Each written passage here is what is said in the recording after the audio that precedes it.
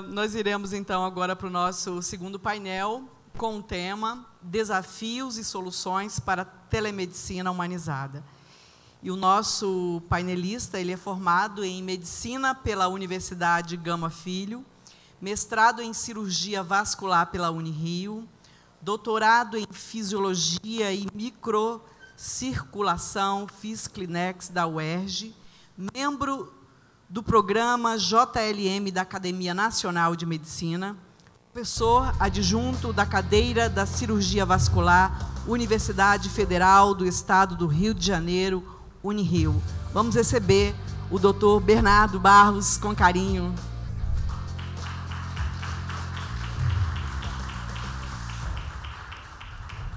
E também os nossos debatedores.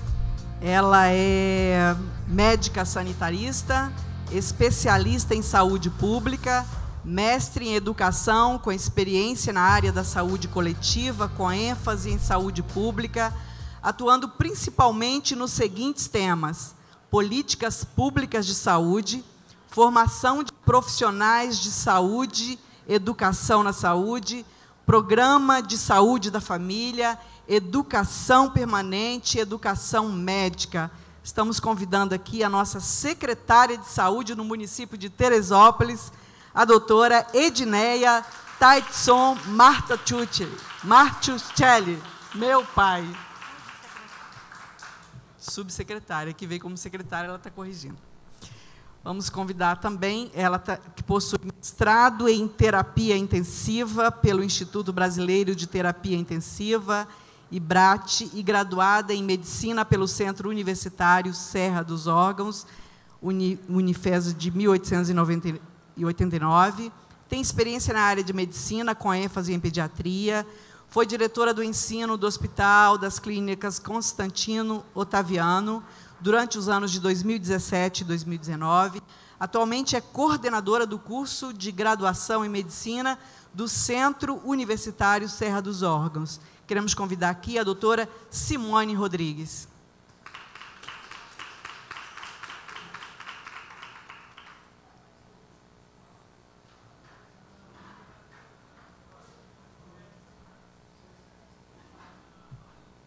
Eu queria só, ao falar do Dr. Bernardo, dizer da simplicidade dele e dizer que nós estávamos em um evento de rua, caminhando com o senador Portinho, e eu precisava de uma assistente do meu lado e não tinha, né? E eu precisava servir água ali, né? Porque eu sou chefe de cerimonial também, palestrante, mas também sirvo água. E, voluntariamente, chega alguém do meu lado e falou: eu vou te ajudar. Pegou a água e começou a servir todo mundo.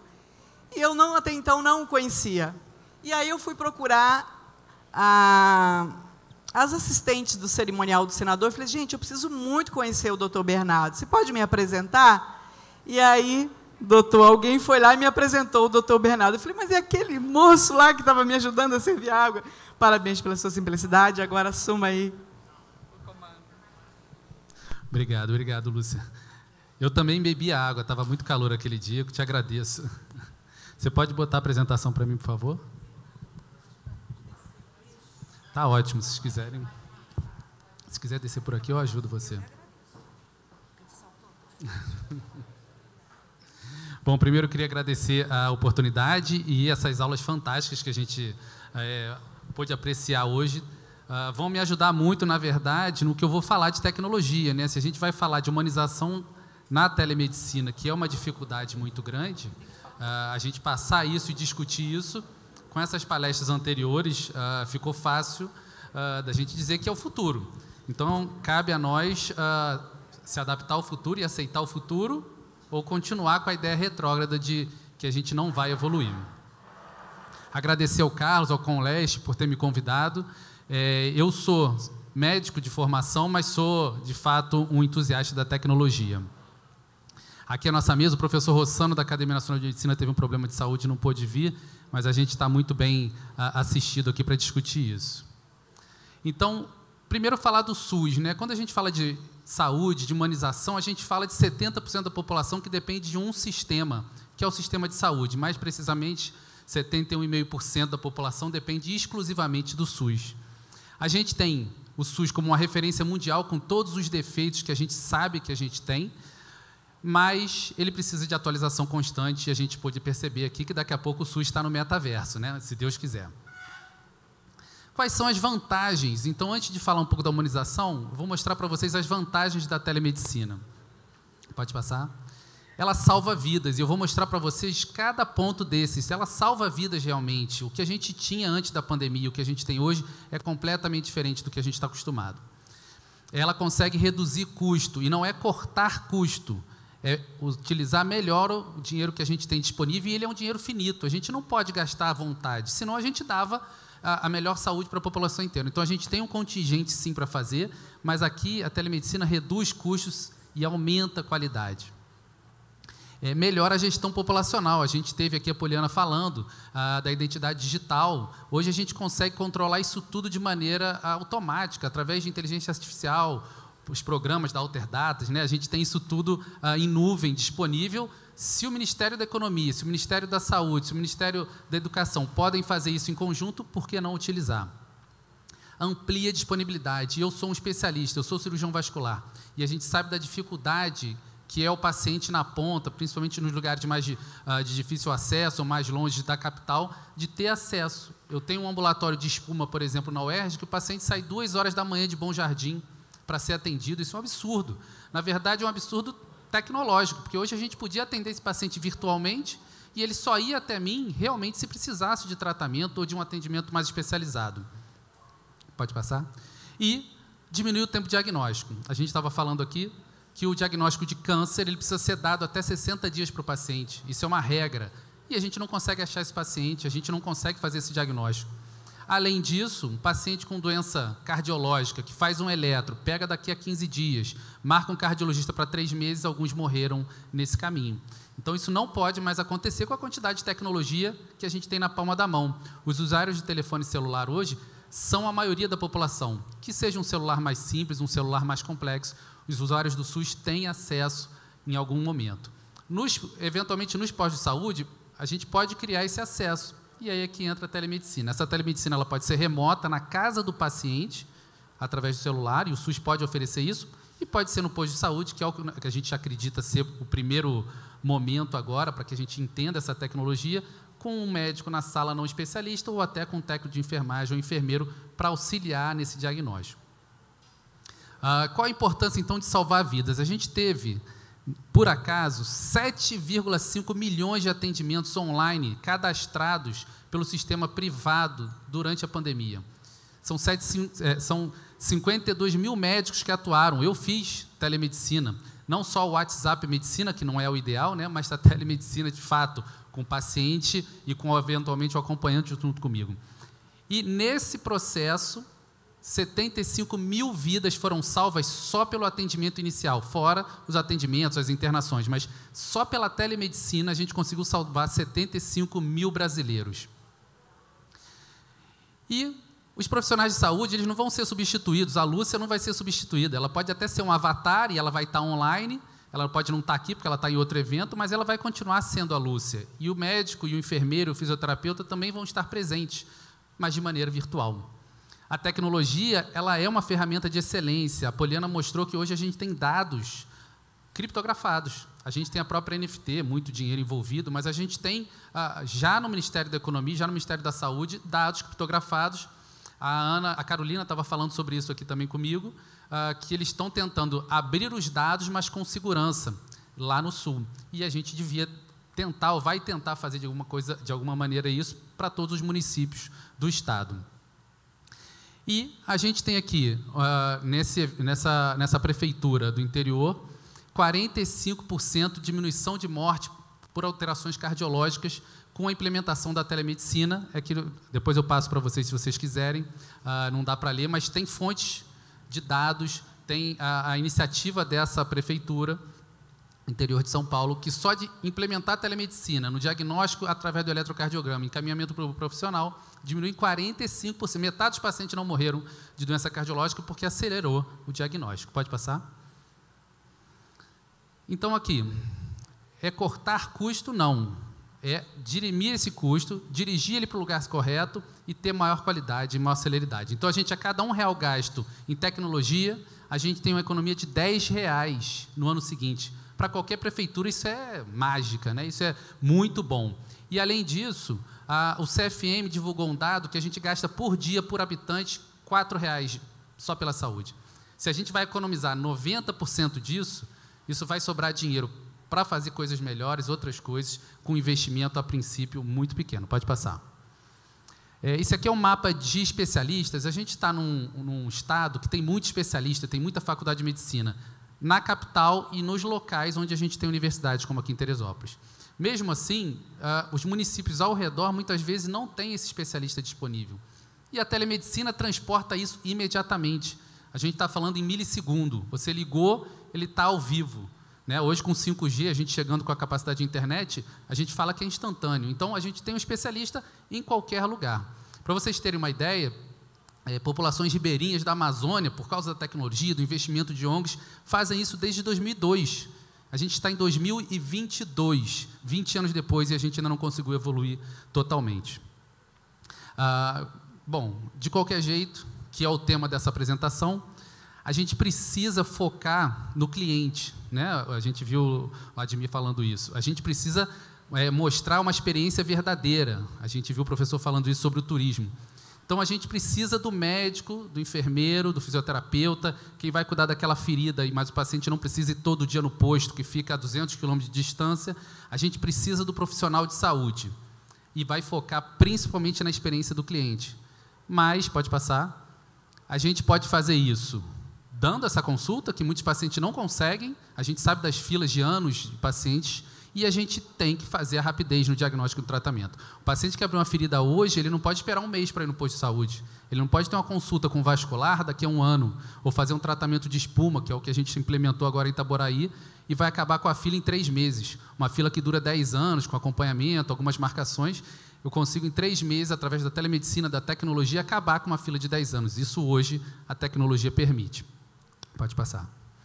Isso aqui é um organograma de como que a gente poderia fazer o diagnóstico por exame de uma maneira tão rápida que o paciente faz o exame, à tarde o médico já faz o diagnóstico online, ele passa para o banco de dados e no dia seguinte ele está no cardiologista. Aconteceu muito parecido com o meu doutorado. O diploma da UERJ de doutorado demora 1 ano e meio para sair. São 3 assinaturas. Essa é a média, dura mais um pouquinho, menos um pouco. O meu diploma saiu em 15 dias. E aí foram me perguntar, o diretor do FISClinex falou: você pagou quanto para pegar o seu diploma? Eu falei: eu só tive paciência, descobri quem eram os fatores que iam assinar e eu fiquei lá. Então, eu gastei 30 minutos com o diretor médico, mais 30 minutos com o diretor da faculdade, e o reitor estava em congresso. Quando ele voltou, eu fiquei na sala dele por 30 minutos e ele assinou. Aí vai para a gráfica, né, para fazer aquela, para tornar aquilo um ambiente, vai para o protocolo, e em 15 dias eu tinha o diploma. Isso dá para fazer com tecnologia? Dá. Não precisava eu ter ficado lá, gastado esse tempo, mas eu não ia esperar 1 ano e meio por causa de uma folha com 3 assinaturas. Então, isso a gente vai fazer com a telemedicina, a gente vai fazer com os exames, e a gente vai entregar o melhor serviço que a gente puder para um paciente que precisa desse serviço. Pode passar. Só que essa realidade ela é meio distorcida, né? Meio a gente olha com um olho só. A gente precisa de dinheiro e não tem, a gente precisa do profissional e não tem. As PPPs, né? As parcerias público-privadas, são uma solução interessante para alguns casos, ou pelo menos para a primeira montagem desse protocolo, e depois disso, o SUS assume de uma maneira integral, como a gente sempre sonha. Pode passar. Então, na realidade, o que a gente tem? A gente tem uma falta de profissionais no SUS, isso é real, não só por baixa remuneração, ou porque aquele especialista não está disponível naquela área, um cardiologista pediatra, por exemplo, um neurologista infantil, um psiquiatra, pode passar.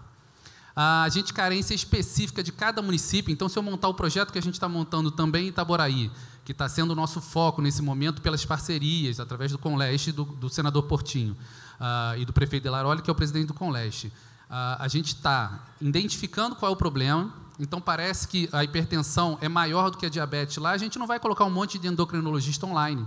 A gente não vai levar terapeuta ocupacional para fazer palmilha se o problema é hipertensão, mas a gente vai levar educador físico e fisioterapeuta para fazer reabilitação. E a necessidade, ela pode ser recorrente se a gente vai para uma doença que é muito endêmica, por exemplo, a hipertensão, mas ela pode ser transformada. Então, de repente, a gente faz aqui em Teresópolis um super evento esportivo, todo mundo vira atleta e a hipertensão cai. Em compensação, lesões ortopédicas vão ser muito mais frequentes e a gente vai ter que mudar essa especialidade. Então, isso é muito, pode ser recorrente, mas pode ser muito transitório e a gente precisar o tempo todo, não é tão difícil assim, isso você controla através de fluxo, mudar o especialista que você está disponível na telemedicina. Pode passar. E quais são os modelos de telemedicina? Pode passar? A gente estava conversando aqui, pode passar mais vezes? Mais uma, tá ótimo. A gente tem telesaúde, a gente tem o telediagnóstico, o monitoramento populacional para a gente entender o que está acontecendo com aquela população. A gente tem um projeto para começar na Secretaria de Educação do Estado, inclusive tem CIEP contemplado aqui em Teresópolis. A gente vai avaliar todas as crianças de um CIEP e vai fazer um monitoramento a médio prazo, entender quem é diabético, quem tem obesidade, para que a gente não deixe esse paciente, essa criança ficar hipertensa. A gente vai ver a genética e vai tratar antes. Então, essa é a ideia. E a teleregulação, que é uma realidade. Então, a teleregulação, hoje, ela funciona. Mas tecnologia está aí para isso, né? A gente vê que mesmo com a regulação tem pacientes que demoram 6 meses para conseguir uma consulta. Isso hoje não faz mais sentido. Pode passar. Pode passar, isso aqui é só o descritivo. Vou passar aqui até umas perguntas para nossas painelistas. Na discussão especificamente, para que a gente possa ter tempo, a gente tem que entender quais são os limites da telemedicina. Então, tem regras, tem legislação, isso, graças a Deus, evoluiu muito com o Covid. A gente sabe que o Covid foi trágico, mas nesses momentos, realmente, a gente tem alguns benefícios para a população e eu acho que é o caminho que a gente tem agora. Pode passar. Como que a gente implementa isso com segurança, com chaves de código, com os documentos não serem acessados por qualquer um? Como preparar as profissões do futuro? Então, todo mundo aqui falou sobre isso, né? Eu gostei que a gente teve a apresentação sobre o turismo e ele falou do turismo de saúde. Isso é uma realidade. Isso acontece há 30 anos. Pessoas vinham para o Rio, passavam um mês e operavam com o professor Pitangui e depois iam para os seus países de origem. Então, isso é uma realidade, principalmente para a cirurgia plástica, mas eu tenho pacientes que moram fora do Brasil, que são brasileiras e não querem se tratar lá, até por uma questão de língua. Por que não criar polos nas cidades para gerar imposto, gerar dinheiro nesse sentido?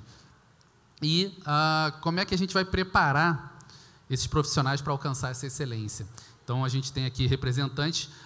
O aluno, hoje, eu sou professor da universidade, o aluno ele é diferente, ele aceita aula online, ele realmente é nativo digital.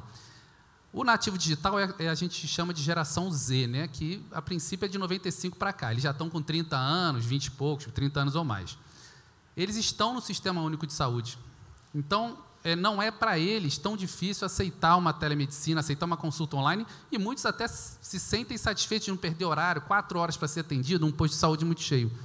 Então, o que a gente tem de barreira hoje é porque quem ainda está comandando, principalmente, e eu faço parte disso, a gente tem uma barreira, acha que a consulta tem que ser ao vivo, tem que encostar no paciente. É verdade, a humanização da medicina ainda é um ponto importante. Mas hoje você pode colocar uma lupa no celular e o celular faz o diagnóstico de uma lesão oftálmica. Você pode botar um eletrocardiógrafo e online esse paciente vai saber se ele tem um problema ou não. O relógio hoje, ele vê quanto de oxigênio você tem no sangue. Então, se a gente tivesse isso no Covid com pequenos gadgets, talvez a gente tivesse perdido menos vida. Pode passar? Então, a conclusão que eu tiro hoje da telemedicina 2022 é que não importa mais quem vai usar a telemedicina, se é Teresópolis, se é Petrópolis, se é quando a gente vai começar a utilizar. E quem vai ficar para trás e vai ter que correr atrás disso com muito mais gasto, com perda política, com perda populacional, com piora da qualidade de vida. E a gente sabe que o IDH, o Índice de Desenvolvimento Humano, está muito ligado à longevidade. E se a gente quer ser uma cidade do futuro, se a gente quer ter renda, como a gente viu aqui, que quando a gente envelhece a população, aumenta a renda da cidade, a gente tem que dar qualidade de vida e a gente tem que também começar isso o quanto antes. Pode passar? Pode passar de novo. Queria agradecer aqui o grupo do Conleste e o grupo lá de Itaboraí. Ali está o Portinho, o Delarolli, o Sandro, que é um secretário de saúde que, mesmo tendo passado da 4ª década, ele está virando de cabeça para baixo. Eu ligo para ele quase todo dia para a gente aprovar esses projetos, viabilizar esses projetos. e o da telemedicina é o próximo agora na fila, para a gente começar a atender. Amanhã já tem a primeira demonstração, e eu queria agradecer a vocês a oportunidade de ter falado. Convidar as panelistas agora, vamos debater.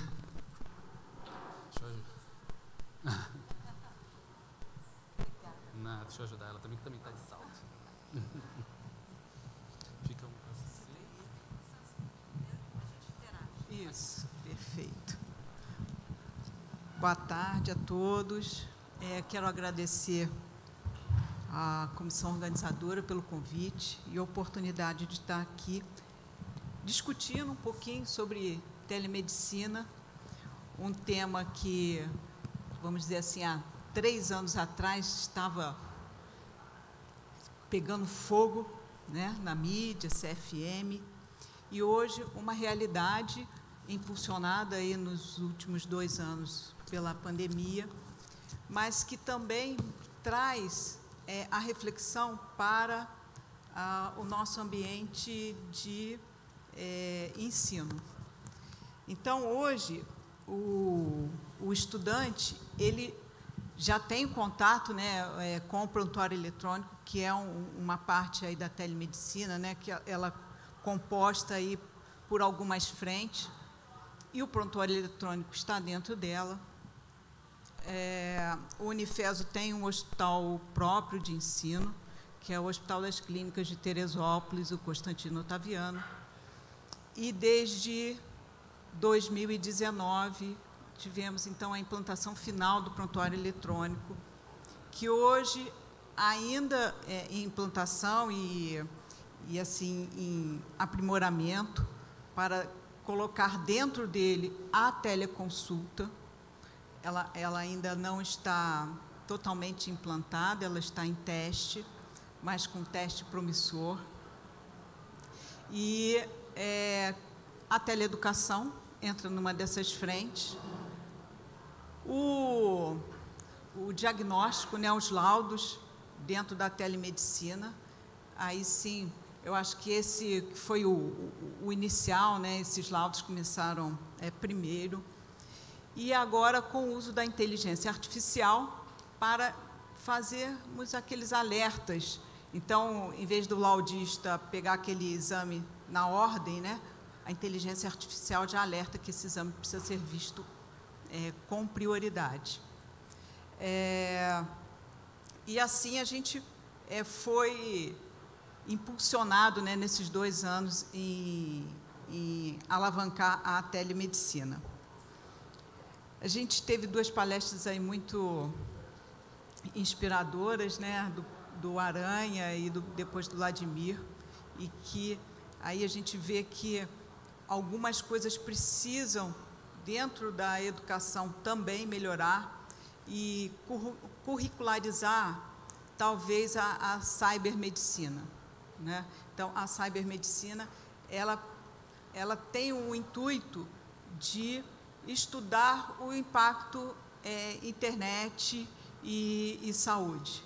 E a academia é um lugar bom para isso, e também apresentar soluções em algumas coisas que são, às vezes, regionais, né? Saem do escopo, uma realidade de Teresópolis pode ser diferente aí da realidade de Nova Friburgo, de Petrópolis, então a gente respeitar as regionalidades.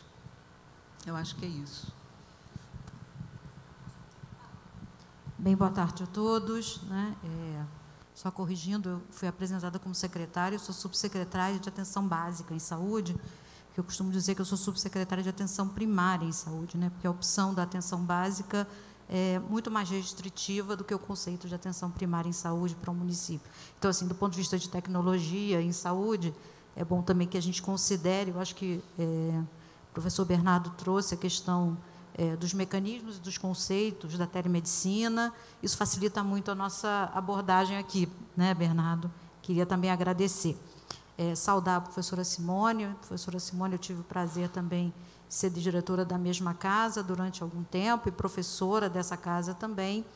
E pude, eu acho que, iniciar essa discussão de telemedicina longínquamente, né? Na minha formação, nós tivemos uma discussão intensa do uso, naquela época, eu já ultrapassei as 6 décadas, né? De usar o rádio como uma potência para a educação médica. Então, o primórdio dessa questão, para mim, na formação, é de que a distância pode ser potencializadora de cuidado, né? Ela não é definidora daquilo que a gente faz, mas ela é definidora do modo como a gente atua no cuidado com as pessoas. Então, para mim, é muito interessante. Quando o Vladimir trouxe aqui o cinto de utilidades do Batman, né, eu fiquei pensando no conceito do professor Merri, que quem é da saúde conhece, né, da caixa de ferramentas que o profissional de saúde deve ter, e que hoje está acrescida do componente telemedicina, né, ou da telesaúde, se a gente ampliar esse conceito. Então, é importante assim, que a gente considere, e aí trazendo de novo todo esse desenrolar para o SUS, né, que é onde eu atuo prioritariamente, e, sinceramente, apesar de todas as dificuldades que nós vivenciamos, eu acho que é a saída para um país continental, como a gente tem, inclusive ultrapassando as questões de financiamento, trabalhando com novas tecnologias, porque é preciso incorporar essa questão, a vivência no SUS, né? E discutir, então, esses aspectos que vão de aspectos éticos, legais, aspectos de diferentes ordens, né? Mas começar pela recente e infeliz, mas potencial passagem pela Covid, que fez com, inclusive, o Conselho Federal de Medicina, ao qual estou ligada, é óbvio, eu sou médica, mas que vencesse a barreira de reconhecer que a teleconsulta tem potência e que a telemedicina deve ser admitida. Então, só lembrando que isso adveio em 2019, 2020, 2021, ou seja, isso é muito recente, mas que nós, colegas da área da medicina, e eu vou tratar com esse olhar, né, nós temos discutido há muito tempo. Então, essa não é uma vivência nova, mas é uma vivência nova no SUS e é uma vivência nova ainda nos municípios. Então, quando o professor Bernardo traz a questão de Itaboraí, eu fico imaginando em Teresópolis como é que a gente ultrapassou, não só a epidemia, mas ultrapassou os limites da utilização de tecnologia num sistema de saúde ainda muito rudimentar, atravessado por problemas de gestão, né, e também por uma questão que eu acho que a professora Simone traz, que é o processo de formação desse profissional de saúde médico para a utilização de tecnologias em saúde. Essa discussão ainda é muito incipiente. Eu acho que ela avança muito em algumas universidades, em algumas faculdades, mas ela ainda é muito simplória na maioria dos nossos cursos de medicina, né? Então, como é que a gente vivenciou essa questão na Secretaria de Saúde de introduzir novas tecnologias? Então, em 2018, com a nova gestão municipal, e aí isso também é um avanço, né? Acho que o professor Vladimir trouxe os conceitos de inovação aqui, mas tanto do ponto de vista do nosso prefeito quanto do secretário, essa discussão de inovação, de formação de equipes de saúde que se mantivessem contínuas, unas, e pudessem incorporar novos elementos para a gestão da saúde, foi muito importante para todos nós. E a pandemia trouxe um enorme desafio, mas trouxe para a gente enormes soluções, né? Então, nós discutíamos, por exemplo, quem é o objeto dessa questão da telemedicina e do processo de construção de tecnologia em saúde. É, naturalmente, o usuário do SUS para a gente. A gente não tem dúvida mais disso, né? E de como esse usuário responde à implantação dessa tecnologia. Então, eu vou trazer assim, um dilema que, para mim, me marcou muito durante a pandemia. Eram familiares que faleciam com Covid nos hospitais, eram colocados num saco preto a início, né? Acho que a gente lembra daquelas cenas dantescas de enterros. São Paulo marcou, então, o Jornal Nacional, para a gente utilizar uma mídia atual, mas, enfim. E uma colega me perguntou assim, como é que eu faço para essas famílias vivenciarem esse luto, já que elas não enterram os seus mortos? E aí aquilo, uma pessoa que trabalha, para quem conhece Teresópolis, em Vieira, na divisa com Friburgo, uma unidade de 4 salas, 4 ambientes, e aí eu fiquei pensando, meu Deus, isso é verdade, do ponto de vista psicológico, na área da saúde, deve ser muito sofrido para a família e para o profissional de saúde que trabalha com ela. E ela disse assim, e aí eu comecei a usar a videochamada.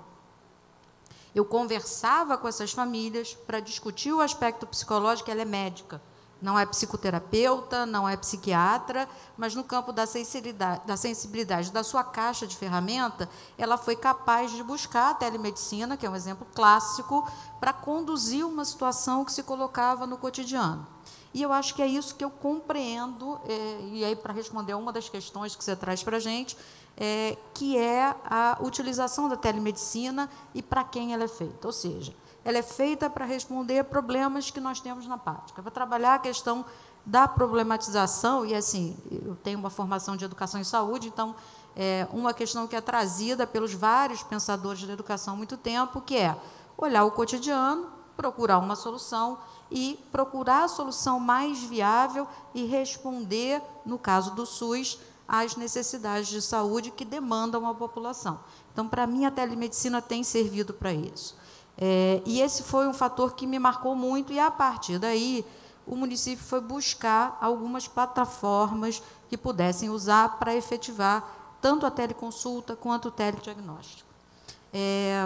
Para o município foi muito difícil, porque a maioria delas era muito cara e as parcerias público-privadas, principalmente com instituições públicas, universitárias, naquele momento, tinham uma certa mobilização dificultada, mas que a gente buscou.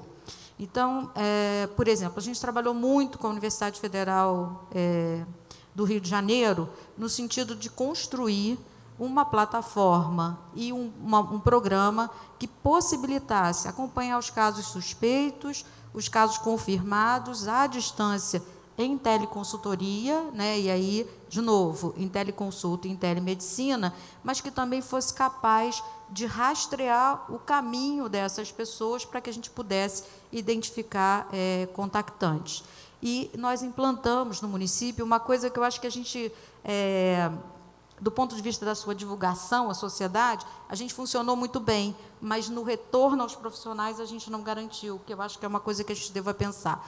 Então, a gente trabalhou com um programa chamado Minha Saúde, né? Eu tenho parte da equipe da saúde aqui, que se lembra disso, e que a gente era capaz de responder a questionamentos nessa plataforma, em que a gente era capaz de identificar, realizar testes diagnósticos para COVID nos contactantes dessas pessoas, que possibilitou ampliar a comunicação e a divulgação a respeito da prevenção da COVID, e que hoje propicia ao município um banco de dados que a gente vai usar para doenças crônicas. Então, assim, potencialmente, é uma coisa muito simples, era um programa em celular, e que a população participou. Nós tivemos, o Oberg estava aqui há pouco, que é o secretário de Ciência e Tecnologia, nós tivemos de cadastro, quer dizer, Teresópolis tem 185, 820 habitantes, nós tivemos em torno de 20 mil cadastros municipais só nessa ação. Então, foram 20 mil pessoas que hoje nós vamos transformar num processo de atendimento em teleconsulta, né, com coordenação dentro do programa de controle e prevenção às doenças crônicas. Uma outra... Vou tentar ser muito rápido, até para debater com o professor Bernardo e com a professora Simone. Nós tivemos uma parceria com o Hospital Einstein, com uma plataforma cedida aos profissionais, que continua cedida, para a realização de teleconsultas, e que teve baixa adesão dos profissionais.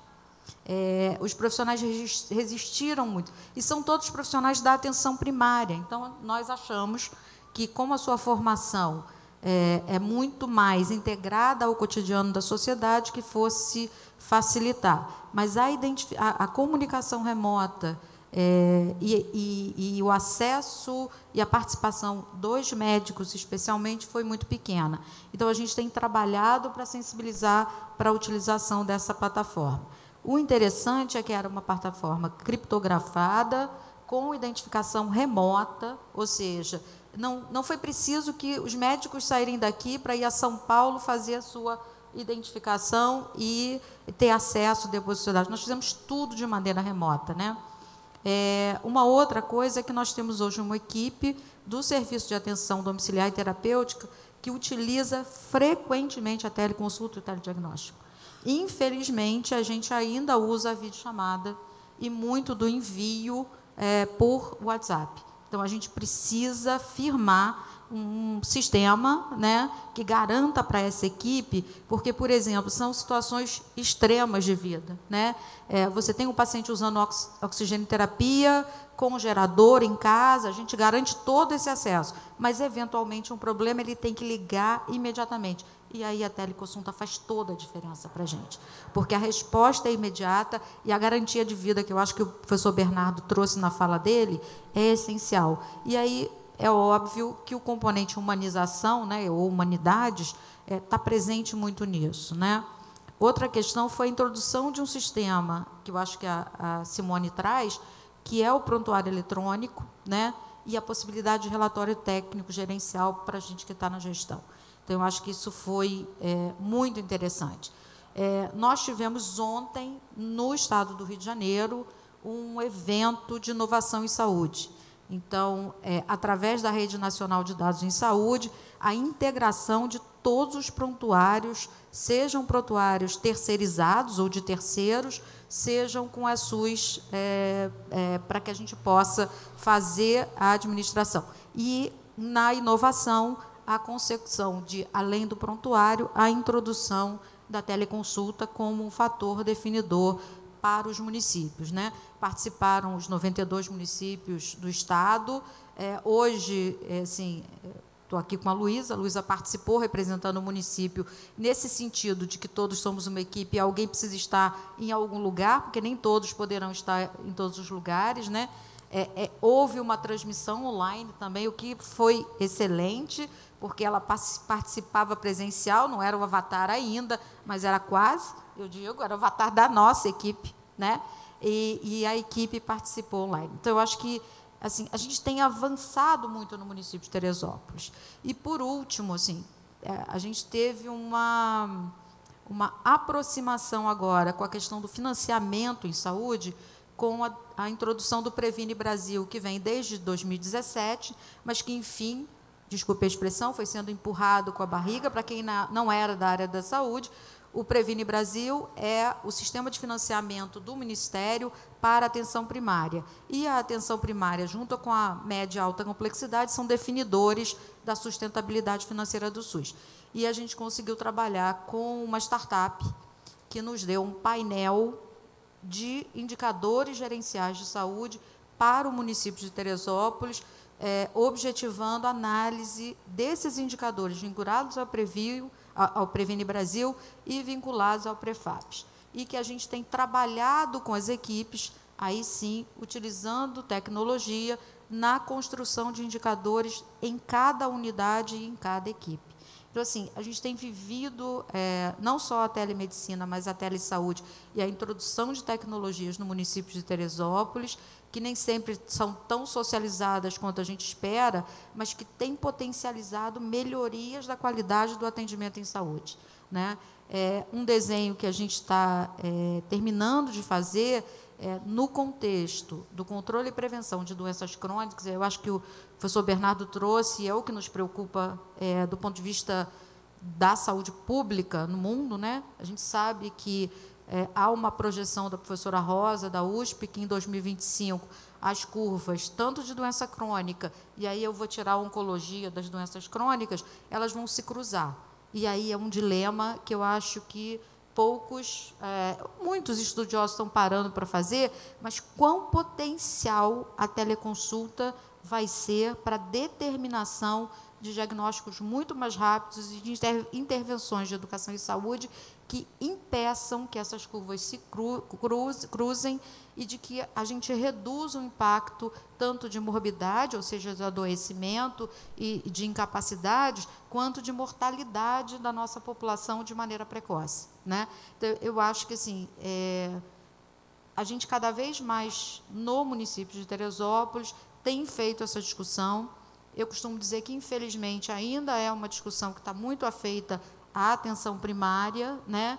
e temos articulações, sim. Então, a gente usa hoje o sistema de teleregulação com protocolos da Universidade Federal do Rio Grande do Sul, né? Usamos a teleconsultoria para profissionais e para pacientes da Universidade de Santa Catarina.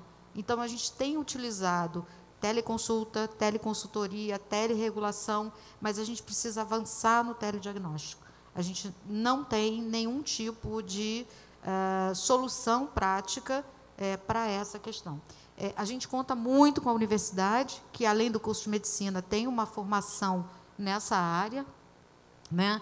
E a gente espera contar não só com a universidade, com a Fundação Educacional Serra dos Óculos, mas com as outras universidades, que é o que a gente acredita, né? A gente acredita nesse tipo de parceria da educação com a oferta de saúde para a população, para, com meios tecnológicos, proporcionar melhorias de qualidade e diminuir aquilo que a gente chama de custo da cadeia produtiva em saúde, que também existe. A gente fala, eu acho que o metaverso seria fantástico, né? E a gente vai buscar por isso, mas, enfim, a gente quer realmente trazer eficiência, qualidade, que eu acho que é o que a gente busca como trabalhador do Sistema Único de Saúde nessa cidade e no país, né? Acho que é isso. Bernardo, desculpe se falei muito. Quer fazer algum comentário, Simone? Eu queria comentar o metaverso na educação, né? Então, o metaverso na educação, ele chega com força. A gente já tem aí plataformas que colocam o seu avatar aí atendendo uma parada cardíaca, enfim. É a evolução da educação médica no sentido de você ampliar ou diversificar as suas metodologias de ensino, né? Aquela percepção do professor transmitindo, essa definitivamente não é abolida, mas assim, o professor hoje, ele tem o papel de, quando presente em sala de aula, de ficar instigando seu aluno, estimulando, questionando. É quase um líder, como ele falou. Exatamente. Né? É o motor que vai alimentar aquela iniciativa. É ele que vai dar curiosidade para o estudante. Aqui não está legal, vamos lá. Você é capaz de produzir mais, né? Então, aquela aula transmitida, esse contato, o professor grava numa plataforma, no ambiente virtual, deixa lá gravadinha, e o estudante volta para a sala de aula, mas é para debate, para as dúvidas, para extrair do professor o de melhor dele, nessa questão de incentivo ao estudo. A mesma coisa, eu acho que vai acontecer com o atendimento em saúde, né? Com a possibilidade de teleconsulta, quando o paciente vier para o consultório, né? Enfim, para o ambiente de assistência, ele vem para melhorar o seu vínculo com o profissional, né? Para outras questões que não sejam para apresentar um exame, que ele pode... Quantas vezes a gente pega, né, Edneia, paciente que vem lá da Vila do Peão, chega aqui na cidade só para pegar um exame, para o profissional falar, seus exames estão normais, né? Então, é um custo social, financeiro muito grande. De tempo, de deslocamento, se é um idoso, se tem uma necessidade especial. E, né? Quando o exame dá alguma coisa errada, é pior ainda, né? Porque ele demorou aquele tempo todo para conseguir esse atendimento. E aí vai entrar, eu acho que vai entrar a inteligência artificial mesmo, né? Ela já faz esse preditivo de alerta. Igual serão as curvas, né? Para essas curvas não se cruzarem, em algum momento ela vai ter que ser útil, né? Hoje os exames vêm com aquele asterisco, né? Então aquilo ali é só transformar aquele 010101 em uma resposta. Ó, esse paciente com alteração consulta mais cedo. Eu queria, na verdade, fazer duas perguntas só para que a gente possa fomentar. Não são perguntas capciosas, não. Em relação, primeiro agradecer os comentários super pertinentes. É um tema que a gente já tem também, como vocês, essa discussão há bastante tempo, e havia, pela parte dos médicos mesmo, e até da minha parte, que sou cirurgião vascular, que põe a mão no paciente, uma resistência. O que aconteceu com o Covid, na verdade, é a gente perceber que isso pode ser feito híbrido, né? Quer dizer, você vai ter consultas que vão ser presenciais, não tem jeito, mas um grande número desses pacientes podem ter uma consulta especializada online. Então, primeiro para a doutora Simone, a gente tem lá na Unirio, que é onde eu dou aula, uma liga de gestão e empreendedorismo dos médicos. Foi uma decisão deles, saiu da LACIV, né, que é de cirurgia vascular, eles resolveram criar essa liga e acabaram até agora ajudando a gente a fazer o primeiro encontro presencial da cirurgia vascular, depois de 2 anos, eles participaram ativamente. E nessa liga, essas discussões avançadas trazem os alunos que têm uma visão, e aí os colegas especialistas que têm essa visão, porque não é para todo médico. De fato, uma coisa que a doutora colocou, nem todo médico vai querer fazer consulta online, assim como nem todo médico é cardiologista ou cirurgião. Então, infelizmente, na atenção básica isso pode ser um pouquinho pior, porque a gente tem muita gente acima da 5ª década, mas para os jovens, e aí na formação, eu acho que é essencial essa discussão, para os jovens, isso é normal. Para o meu filho, o meu filho fica de fone, ele tem 13 anos, o mais velho, ele fica de fone. Ele tem o avatar dele nos jogos, cada avatar é diferente. Ele tem um avatar que é um dinossauro. Por quê? Porque ele tem uma cara de mal. Tá bom, então isso é uma realidade para os nativos. Então eu queria primeiro perguntar para a senhora se é intenção, lógico, a senhora deu algumas ideias, mas se é intenção da universidade intensificar a formação de alunos, que não vão ser todos, como, por exemplo, uma matéria eletiva de telemedicina, por exemplo. Não chama de senhora, não.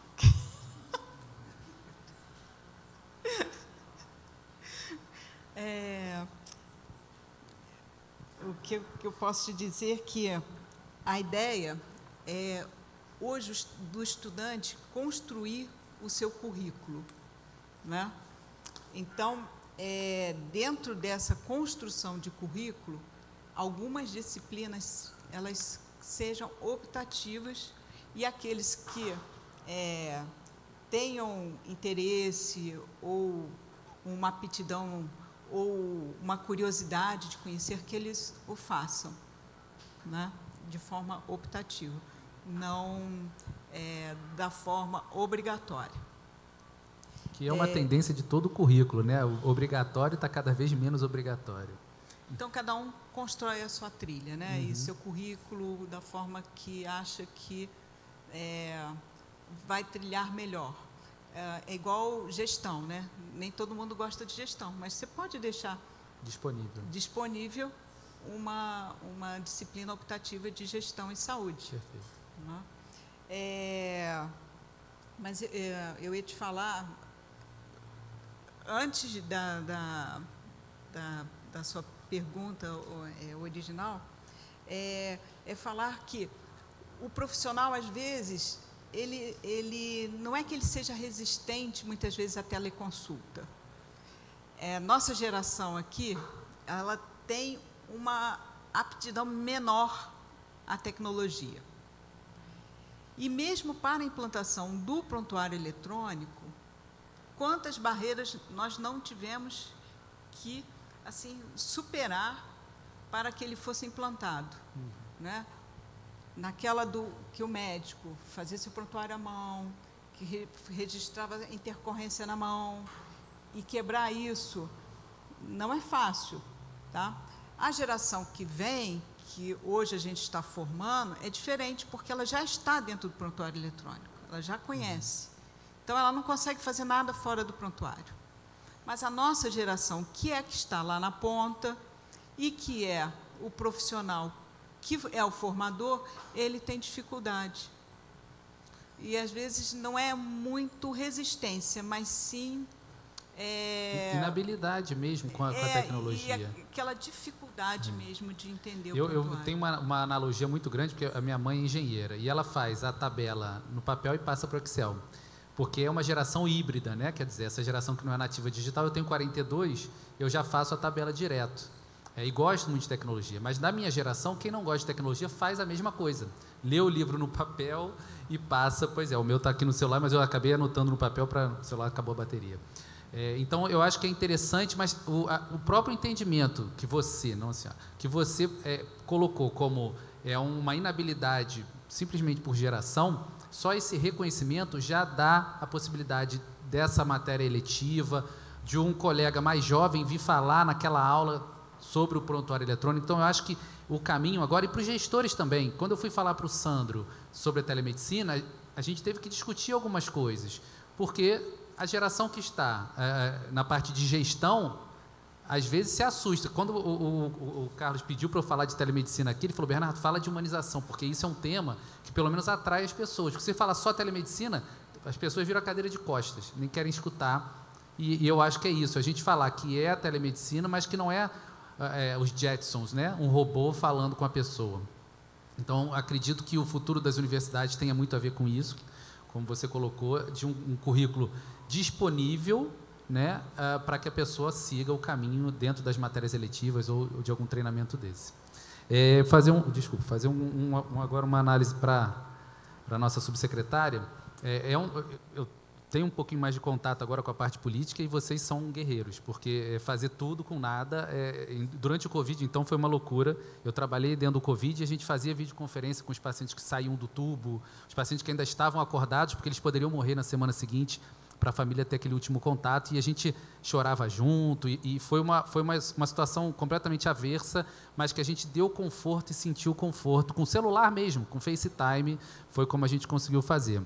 Como subsecretário, como gestor, esse futuro da telemedicina, ele ainda, para as especialidades especificamente, ele é um futuro para daqui a 5 anos, ou ele precisa ser iniciado em 2022? Então, eu acho que assim, a questão da pandemia foi foi definidor do processo de necessidade que a gente tem de se aproximar das tecnologias, né? Eu acredito que a gente precisa imediatamente implementar essa questão, com todos os dilemas que a gente vive de financiamento, de descontinuidade de gestão, né? Mas eu acho que tem, junto a alguns gestores, eu não diria que todos, eu acho que você trouxe essa questão, é preciso que as equipes que estão hoje sendo formadas e estão na gestão do SUS, porque a gente tem 2 movimentos, né, no SUS. Tem os eternos gestores, como eu falo, e os novos gestores que se aproximam, e, assim, com muita delicadeza e respeito, tem os gestores políticos, né? Então, não é uma divisão técnico-política, porque todos nós temos uma vivência, mas a gente é atravessado por essa questão. E eu acho que é preciso que a gente, a partir de 2022, inicie uma aproximação, e mais do que uma aproximação, a incorporação de tecnologias e inovação no SUS. Sem isso, eu acho que o SUS perece, né? Ele está sendo corroído por diferentes ataques, mas ele pode ser fortalecido desde a sua essência, na relação com os profissionais e na relação com os usuários do sistema, com o uso dessas tecnologias. Exatamente. Eu acho que a gente vira um jogo de assistência à saúde com qualidade, com a incorporação de tecnologia. Se nós esperarmos 5 anos, eu acho que você trouxe isso muito claramente na sua fala, milhares de vidas vão se perder. Por quê? Porque a maioria da população é usuária do Sistema Único de Saúde, sem nenhuma dúvida. Então, é preciso oferecer qualidade para essas pessoas que procuram e para as quais a gente trabalha. É preciso que a gente inove nas gestões, né, municipais, para que a gente possa trazer essa aproximação, como eu falei, eu acho que é essencial, com as universidades. Vou fazer um recorte do público, Solange, sem nenhum preconceito com as universidades privadas, porque elas têm potencialmente um cabedal de conhecimento científico que se acumulou, e a gente pode citar várias, entre elas a própria Fundação, que é definidora de alguns atos para o município, e é uma parceria longa para o município de Teresópolis, mas é essencial que a gente traga novos atores para essa discussão. Então, assim, para o município, eu vou fazer o recorte do município de Teresópolis, é essencial, a gente tem integrado hoje com a Secretaria de Ciência e Tecnologia, eu acho que o Oberg muito fez o convite para a Secretaria de Saúde nesse sentido, porque a gente trabalha absolutamente integrado na busca do contexto de inovação e na busca de articulação com os demais órgãos gestores do SUS, né? Então, o seminário ontem de inovação no SUS e de discussão de uma série de questões, não só de dados em saúde, mas gestão de serviços de saúde utilizando tecnologia, foi uma promoção da Secretaria de Estado junto com o Ministério da Saúde e junto com a Organização Pan-Americana de Saúde. Então, não é uma preocupação mais local. E aí eu fico me perguntando, como é que o local pode adiar uma discussão que no mundo está acontecendo nesse momento? Não tem mais o que fazer. Então, é ser realista tal qual o rei que está posto, né? E aí você fala da questão dos nativos, mas a gente também viu nativos utilizando a teleconsulta e viu profissionais muito antigos. Nós temos uma médica de família que atua no município há 29 anos, né? E ela foi uma das que utilizou a plataforma de teleconsulta do Hospital Einstein, que foi cedida via Ministério da Saúde. Então, assim, é possível sensibilizar esses profissionais, na medida em que eles compreendem que isso traz humanidade para a sua atividade e, mais do que isso, traz tranquilidade, segurança e eficiência na resolução de problemas, né? O Vladimir também trouxe essa questão. A gente trabalha com uma sociedade que busca resposta a problema, né? E essa resposta é discutir como esse problema se dá na sociedade e buscar soluções. Eu acho que a saúde precisa incorporar esse conceito. A dificuldade, eu acho que hoje, do Sistema Único de Saúde é que muitas dessas soluções e plataformas são muito caras, né? Então, eu acho que tornar barato e dar acesso ao uso de plataformas para o Sistema Único de Saúde deve também ser uma promoção que envolva, por exemplo, o Ministério de Ciência e Tecnologia e o CONLEST, obrigada, né? E que possa cofinanciar, fomentar trabalho parceiro nesse sentido. Muito bem colocado, e eu acho que diluiu o custo. Na verdade, a gente está aqui no Conlestec, tem vários eventos sobre isso. Você dilui o custo em 17 municípios. Fiquei muito satisfeito com a colocação das duas. Eu acho que é isso mesmo, é um futuro. A gente tem que pensar no metaverso para daqui a 10 anos, mas a gente tem que pensar em 2022. Eu acho que a solução para esse tipo de inovação, que é uma realidade, não é um teste, são projetos pilotos. Eu sou muito fã das PPPs, né, das parcerias, mesmo que num ambiente menor, mesmo que interveniados por outras instituições, como o CONLEST, porque você consegue entregar um projeto inicial e entender como é que aquele projeto, até pela Unifeso, por exemplo, vai ser desenvolvido localmente. E aí você implementa por um gestor externo, depois tira o gestor interno, porque o interno já consegue suprir toda a necessidade. Vocês têm a Alterdata aqui, não vou nem falar sobre isso, mas vocês são um município que tem aí a tecnologia no sangue, né? Eu venho sempre aqui, meu padrasto tem casa aqui, e eu adoro Teresópolis, né? Adoro a região serrana, já tive sítio mais para cima, e acho que a gente tem futuro no SUS. Eu sou médico do SUS, eu sou da UERJ, da Universidade da Unirio, e queria convidar vocês, além, lógico, das universidades do Sul, para conhecer os serviços da FUNRIO e da Unirio também, que é mais perto, e que a gente tem uma série de alternativas de software e de implementação desses programas também. Vou deixar mais alguma colocação? Acho que você falou do uso de avatar pelo seu filho, né? E eu tenho uma filha médica que, por acaso, foi para a área da infectologia, né? Eu acho que movido e formada numa universidade privada, né? Então, eu também. Então, assim, a universidade privada forma bons profissionais, não é ela, não, forma bons profissionais e forma profissionais bons para o mercado. E ela trabalha com pesquisa clínica, né? Com laboratórios, com a Fundação Oswaldo Cruz, etc. E essa semana ela me falou assim: todo o nosso processo de pesquisa clínica é feito com teleconsulta.